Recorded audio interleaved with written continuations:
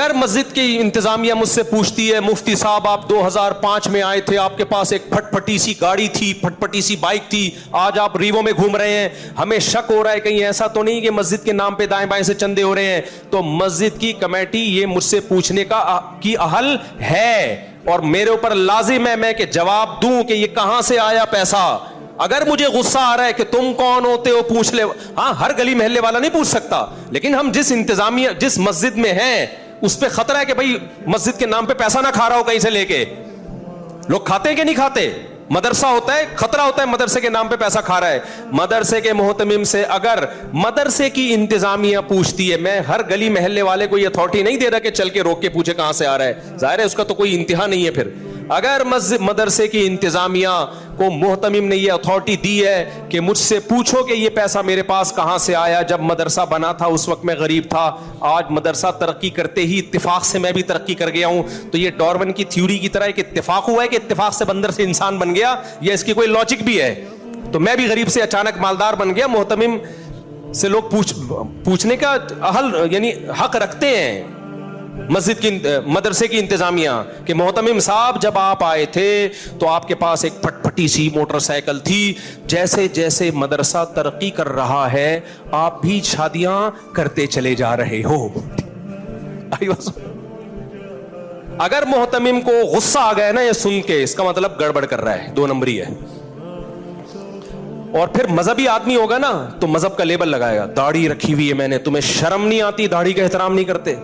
میں عالم ہوں, تمہیں شرم نہیں آتی, علماء سے ایسی بات کرتے ہو. العلماء ورثۃ الانبیاء, علماء پیغمبروں کے وارث ہیں. اور بھائی جان آپ حدیث کو کہاں فٹ کر رہے ہو؟ غلط جگہ فٹ کر. یہ حدیث اس موقع کے لیے نہیں ہے, اس موقع پر وہ آیت ہے کہ اے ایمان والو آپس کے لین دین میں بھی پیسوں کے معاملے میں کلیئر رہو. جب آپس کے لین دین میں, تو مدرسے کے لین دین میں تو کہاں سے تجھے اجازت ہے کہ جو مرضی کرتا رہے؟ مسجد کے چندے میں تجھے کس نے اتھارٹی دی ہے کہ پوچھنے والا نہ ہو تم سے؟ نہیں آ رہی میرا خیال ہے بات سمجھ میں. یہ مذہبی لوگوں میں زیادہ بڑا مسئلہ ہے, فوراً ایسے موقع پہ مذہب کا استعمال کرنا شروع. تو میں تو یہاں یہ رفیع بھائی بیٹھے ہوئے ہیں, شاکر بھائی بیٹھے ہوئے ہیں, یہ ہماری کمیٹی کے ممبر رہے ہیں, یہ لوگ یہ گواہ ہیں. میں نے 100 دفعہ بولا ہے بھائی میرے اوپر انگلی نہیں اٹھانا, مجھ سے پوچھنا کہ یہ کہاں سے آئی ہے ریوو آپ کے پاس, آپ 4 گھروں کو کیسے پال رہے ہو, آپ پوچھو گے میرے ذمے جواب ہے. اگر مجھے غصہ آ گیا اس کا مطلب دائیں بائیں.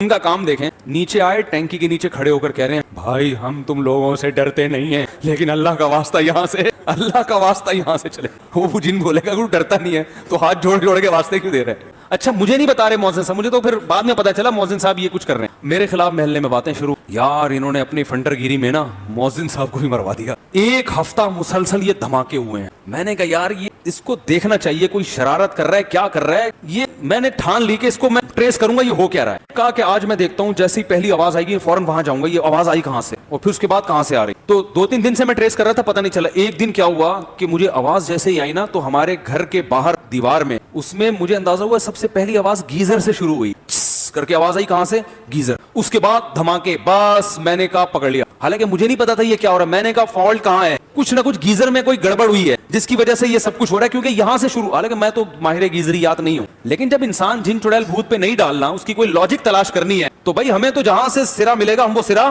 پکڑیں گے.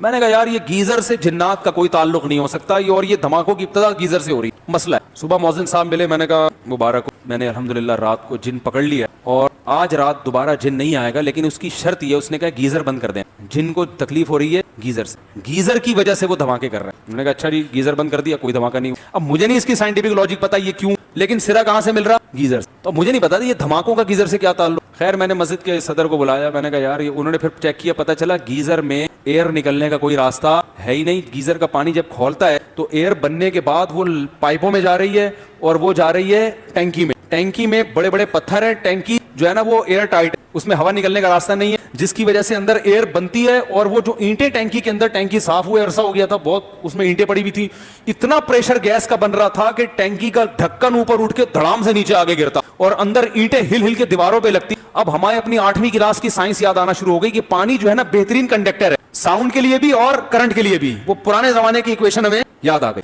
तो हमने कहा इसका मतलब है अंदर जो साउंड पैदा हो रहा है वो नलकों के जरिए मौज़िन साहब के किचन तक पहुंच रहा है। भाई पानी उस साउंड को पहुंचा रहा है ना, भाई स्विमिंग पूल में आप बात करो अगले को बहुत तेज सुनाई देती है, अगर वो भी अंदर हो पानी के, ठीक है। तो यहां से वहां और पत्थर, वो मैंने कहा भाई, और इतने जोर जोर के धमाके, वो तो शुगर है फटी नहीं टैंकी, तो फिर वो एयरवेयर निकाली तो वो धमाके खत्म हो गए।